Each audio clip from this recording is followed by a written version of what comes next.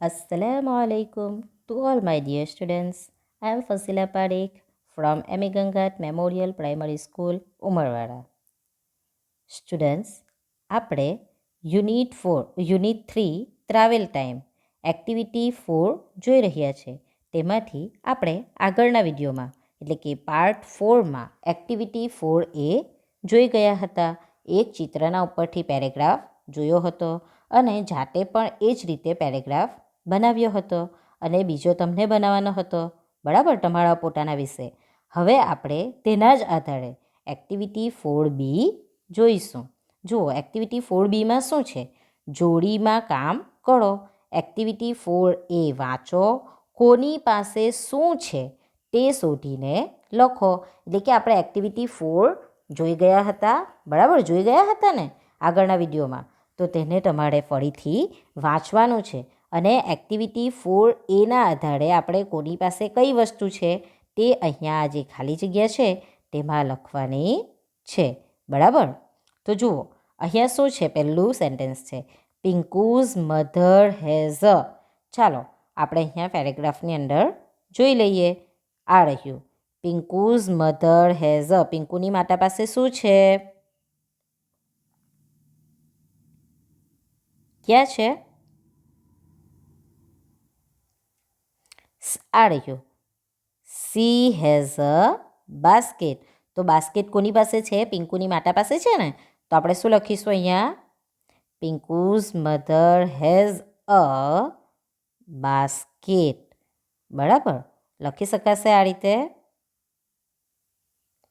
બરાબર ને. પછી પિંકુઝ ફાધર હેઝ. તો પિંકુના ફાધર પાસે શું છે? ચાલો ફટાફટ તમે જાતે શોધો તમારી પુસ્તકના અંદર. શું છે પિંકુના ફાધર પાસે?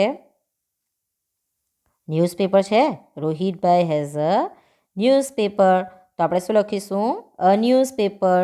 પછી ત્રીજો નંબર શું છે? અહીંયા શું આવશે બીજાની અંદર?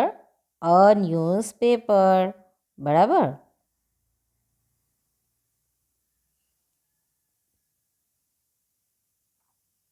પછી શું છે? નેહાબેન્સ ડોટર હેઝ. નેહાબેનની ડોટર કોણ છે? પિંકુ. પિંકુ પાસે શું છે? બોલ છે ને. તો આપણે શું લખીશું? એટલે અ બોલ. આ રીતે જે મેં બે ઉપર તમને શોધીને બતાવ્યા તે રીતે તમારે બીજા શોધવાના જાતે, બરાબર. તો જુઓ, હવે ચોથા નંબર પર જુઓ. રોહિતભાઈ સન હેઝ. રોહિતભાઈનો છોકરો કોણ છે? ગોલુ. ગોલુ પાસે શું છે? તો કે ગોલુ પાસે બેટ છે. તો આપણે અહીંયા શું લખીશું? અ બેટ, બરાબર. તો વિદ્યાર્થી મિત્રો, આ રીતે એક્ટિવિટી 4B આપણે કરવાની છે, બરાબર. ચાલો હવે આપણે એક્ટિવિટી 4C જોઈશું. એક્ટિવિટી 4Cમાં શું છે? આ બધી એક્ટિવિટીઝ એને રિલેટેડ છે. એક્ટિવિટી 4Aને રિલેટેડ છે, બરાબર.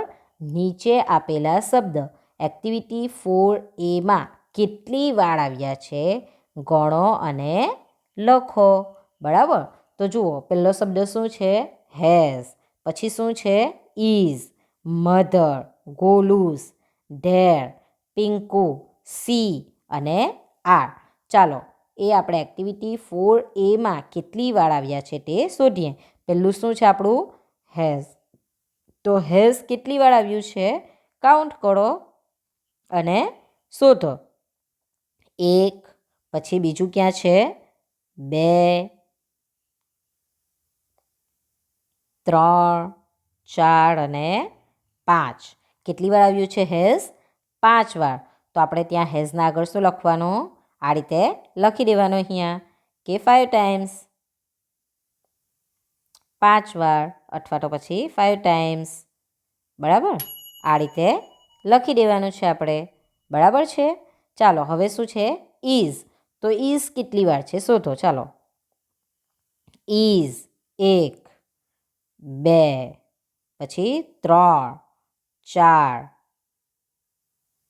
5, 6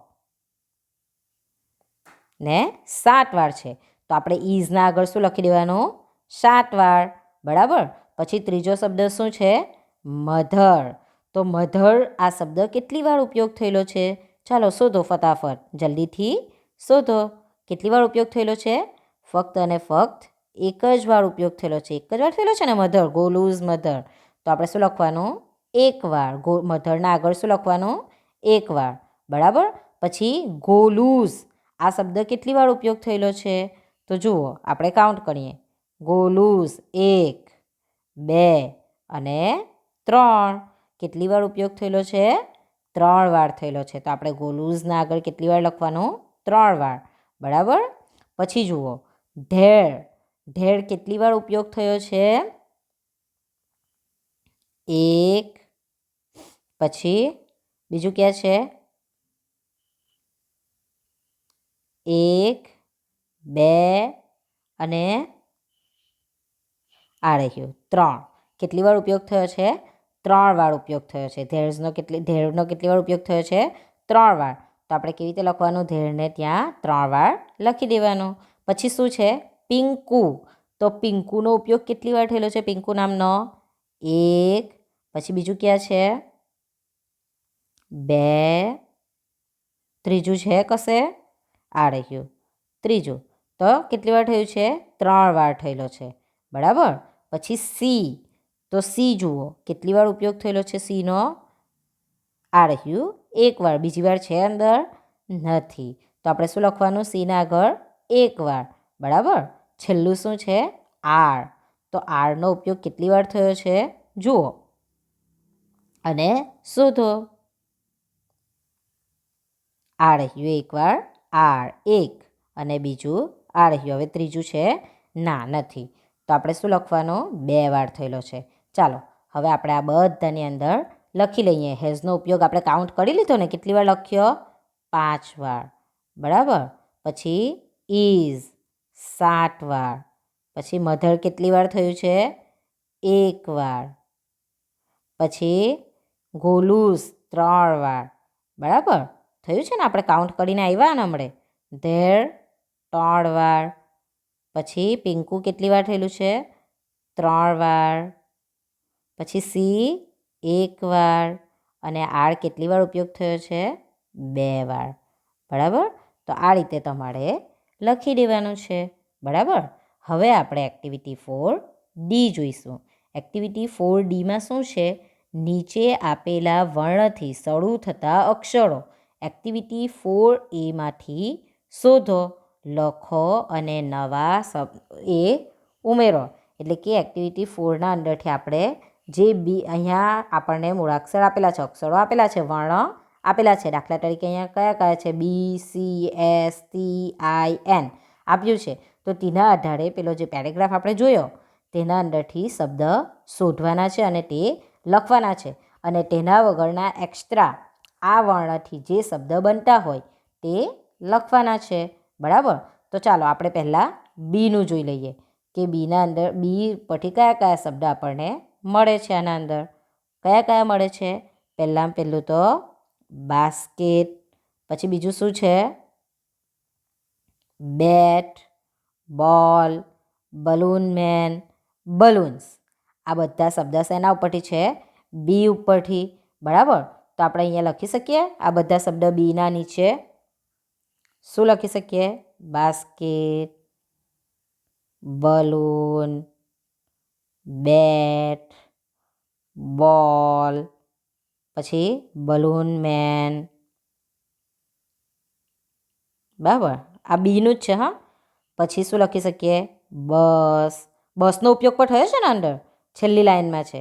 બરાબર. પછી શું શેનો ઉપયોગ થયો છે? થયો નથી. હવે આપણે જાતે બનાવવાનો હોય તો આપણે કયા કયા બનાવી શકીએ? બેબી, બોય, બ્રિંજલ, બ્લૂમ વગેરે જેવા. બરાબર. બનાવી શકીએ કે નહીં બનાવી શકીએ? બનાવી શકીએ ને. હવે જુઓ સીના ઉપર આધારે. તો સીના અંદરથી કયો ઉપયોગ થયો છે?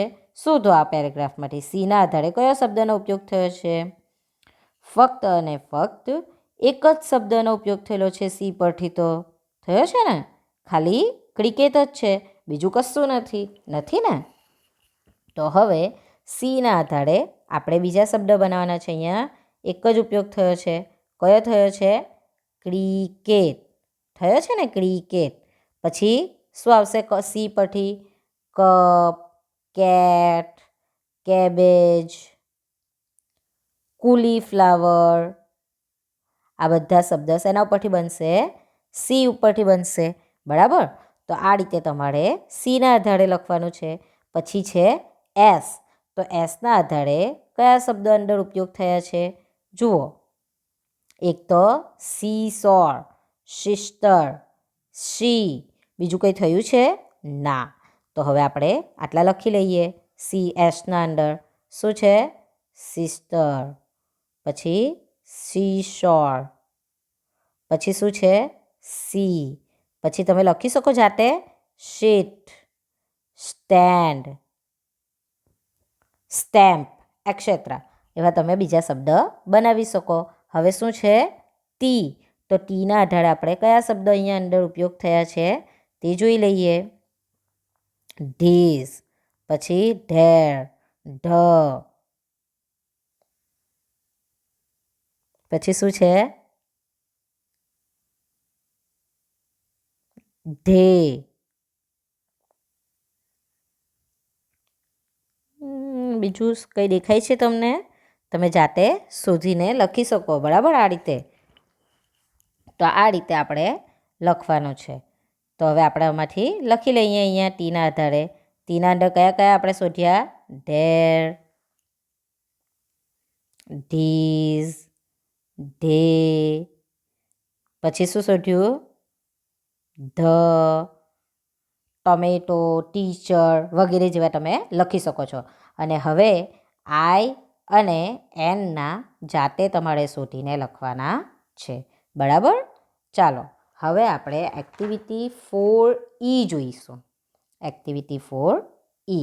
હવે આ જે છે શું છે? સમૂહમાં કામ કરવાનું છે. એક્ટિવિટી 4E આપણે જોયું છે ને ચિત્રના આધારે પેરેગ્રાફ. તેના આધારે અહીંયા તમને પ્રશ્ન પૂછવામાં આવ્યા છે. આ પ્રશ્નના ઉત્તર તમારે આપવાના છે. બરાબર. તો જુઓ, પહેલો પ્રશ્ન છે, હુ હેઝ અ બેટ? બેટ કોની પાસે છે? તો બેટ કોની પાસે છે? ગોલુ પાસે છે ને. તો આપણે અહીંયા જવાબ શું લખી શકીશું? ગોલુ હેઝ અ બેટ. બરાબર. બીજું, હુ ઇઝ ગોલુઝ મધર? ગોલુની માતા કોણ છે? કોણ છે ગોલુની માતાનું નામ ખબર છે ને આપણને? નેહાબેન. શું છે? નેહાબેન. તો આપણે શું લખીશું? Nehaben is Golu's mother. લખી શકાય આ રીતે. પછી what is Pinku's mother name? પિંકુની માતાનું નામ શું છે? તો પિંકુની માતાનું નામ શું છે? નેહાબેન. તો આપણે શું લખીશું? આયરું આ બેઠું લખી દેવાનું. પિંકુઝ મધર નેમ ઇઝ નેહાબેન. બરાબર. તો આપણો આખો જવાબ શું આવશે? પિંકુઝ મધર્સ નેમ ઇઝ નેહાબેન. બરાબર. Is Pinku Golu cousin? શું પિંકુ ગોલુની કઝિન છે? એવું તો આપણે કંઈ જોયું નથી જોયું ને. આપણે તો એની સિસ્ટર જોઈ છે. તો શું જવાબ આવશે? નો. She is not. બરાબર. આ રીતે એનો જવાબ લખી શકાશે. બરાબર છે ને. ચાલો આપણે આગળના પ્રશ્ન જોઈએ. 5મો, who has a newspaper? Newspaper કોની પાસે છે? ન્યૂઝપેપર કોની પાસે છે? યાદ છે તમને? ગોલુના પિતા પાસે છે. તો ગોલુના ફાધરનું નામ શું છે? રોહિતભાઈ. તો આપણે શું લખીશું? એટલે રોહિતભાઈ હેઝ ન્યૂઝપેપર. બરાબર. પછી વેર ઇઝ પિંકુઝ ફેમિલી? પિંકુની ફેમિલી ક્યાં છે? ક્યાં ગયા હતા એ લોકો? સી સો પર ગયા હતા ને. તો આપણો જવાબ શું આવશે? Pinku's family is. આ પિંકુઝ ફેમિલી પહેલાં લખવાનું, પછી ઇઝ લખવાનું. હા, Pinku's family is on the sea shore. ક્યાં ગયા હતા? દરિયા કિનારે. એટલે આ રીતે તમારો જવાબ આવશે. બરાબર. છેલ્લો સવાલ, is there a balloon man at the sea shore? શું ત્યાં ફુગ્ગાવાળો હતો? દરિયા કિનારે ફુગ્ગાવાળો હતો? તો આપણો જવાબ શું આવશે? યસ. હતો ને? Yes, there is. હા, ત્યાં ફુગ્ગાવાળો હતો. બરાબર. તો આ રીતે તમારે પ્રશ્નોના ઉત્તર લખવાના છે. હવે આપણે એક્ટિવિટી 5 જોઈશું. એક્ટિવિટી 5માં શું છે જુઓ. સાચા વિધાનો સામે શું લખવાનું છે? ટ્રુ. એટલે કે જે વિધાન સાચું છે તેના સામે તમારે ટ્રુ લખવાનું છે, અને જે વિધાન ખોટું છે, ખોટા વિધાનો સામે ફોલ્સ લખો.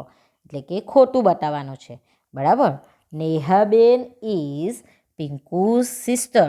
શું આ વાક્ય સાચું છે કે ખોટું છે? ખોટું છે ને? નેહાબેન કોણ છે? પિંકુની મધર છે. તો આપણો જવાબ શું આવશે? એટલે ફોલ્સ. બરાબર. પછી બીજું જુઓ. Golu is Pinku's brother. ગોલુ પિંકુનો ભાઈ છે. તો આ વાક્ય કેવું છે? ટ્રુ. સાચું છે. તો આપણે અહીંયા શું લખીશું? ટ્રુ. પછી ત્રીજા નંબર પર શું છે? રોહિતભાઈ હેઝ અ મેગેઝિન. રોહિતભાઈ પાસે મેગેઝિન છે. તો રોહિતભાઈ પાસે મેગેઝિન છે કે ન્યૂઝપેપર છે? ન્યૂઝપેપર છે ને? તો આ વાક્ય કેવું થયું? ખોટું. તો આપણે શું લખીશું? ફોલ્સ. બરાબર. હવે ચોથા નંબર પર they are at the sea shore. તેઓ દરિયા કિનારે છે. They are at the sea shore. તેઓ દરિયા કિનારે છે. તો ખરું છે ને આ તો, કે તેઓ દરિયા કિનારે છે? તો આપણે વાક્યનું શું આવશે? ટ્રુ. ખરું છે ને? તો આપણે શું લખીશું? ટ્રુ. પછી શું છે? There is a balloon man in the picture. આપણે જે ઉપર ચિત્ર જોયું તેના અંદર ફુગ્ગાવાળો હતો કે નહીં હતો? હતો ને? ફુગ્ગાવાળો છે. તો આપણું વાક્ય કેવું છે? ખરું છે. તો આપણે શું લખીશું? ટ્રુ. બરાબર. પછી શું છે? There is no water in the picture. ચિત્રમાં પાણી નથી. દેખાતું છે ને? આપણે બોટ પણ જોઈ હતી ને ચિત્રમાં. તો શું આવશે? આ વિધાન કેવું છે? ખોટું છે. તો આપણે શું લખીશું? ફોલ્સ. બરાબર. તો આ રીતે તમારે આ ખરા ખોટા લખવાના છે. ટ્રુ અને ફોલ્સ લખવાના છે. બરાબર. હવે આપણે એક્ટિવિટી 4G જોઈશું. એક્ટિવિટી 4Gમાં શું છે જુઓ. શબ્દ યોગ્ય ક્રમમાં ગોઠવી સાચું વાક્ય બનાવો. એટલે કે અહીંયા જે શબ્દ આપ્યા છે, આ નેહાબેન ફ્રૂટ્સ, આ નેહાબેન ફ્રૂટ્સ હેઝ, આ આપ્યું છે, પણ એને આપણે વ્યવસ્થિત રીતે ગોઠવવાનું છે. તો શું આવશે? પહેલાં નેહાબેન હેઝ. શું આવશે? નેહાબેન. પછી શું આવશે? Has fruits. બરાબર. આ રીતે વાક્ય બનશે ને તમારું? નેહાબેન હેઝ ફ્રૂટ્સ. આપણે ઉપરના પેરેગ્રાફની અંદર જોઈ જ ગયા છે. તેના આધારે જ આ બનાવીને લખવાનું છે. નેહાબેન પાસે ફ્રૂટ્સ છે. બરાબર. બીજું જુઓ. Golu playing is. તો શું બનશે એનું સીધું વાક્ય? Golu is playing. ગોલુ રમે છે. આ રીતે વાક્ય બનશે ને? Pinku Golu sister is. શું વાક્ય બનશે? પિંકુ ગોલુની બહેન છે. ફકડામાં જો શોધીને લખો તો શું બનશે? Pinku is Golu's sister. બનશે? આ ઉલટ સુલટ શબ્દ છે, તેને આપણે સીધા કરીને લખવાનું છે. બરાબર. ચાલો આપણે આગળના જોઈએ. Father Pinku is Golu's sister. તો આપણે અહીંયા લખી દીધું. Pinku is Golu's sister. બરાબર.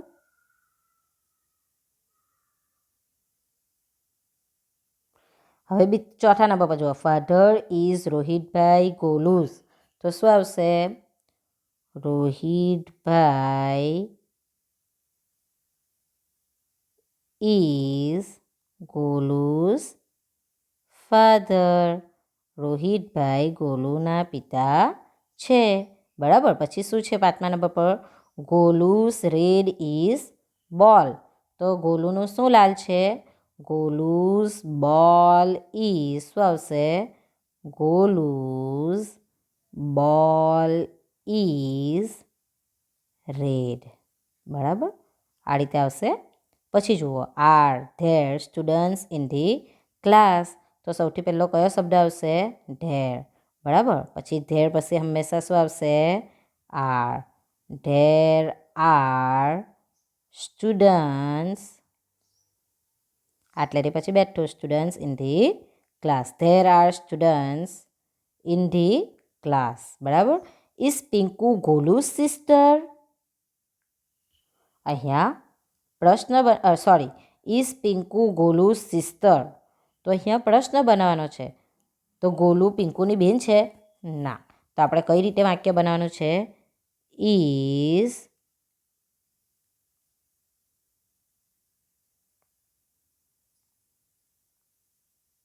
Is Pinku Golu's sister? અહીંયા વાક્ય તમને ખડો આપી દીધેલો છે, પ્રશ્ન તમારો ખડો જ આપી દીધેલો છે. બરાબર, કેમ કે પિંકુ તો ગોલુની જ બેન છે ને. અહીંયા એ લોકોએ શું વાક્ય આપવાનું હતું? Is Golu Pinku sister? તો તમે આ રીતે વાક્ય બનાવી શકતે. બરાબર, એટલે આ તમારું વાક્ય ખરું છે, એટલે એ જ બેઠું લખી દેવાનું છે. બરાબર વિદ્યાર્થી મિત્રો, આપણી એક્ટિવિટી 4 પૂર્ણ થઈ છે. Thank you.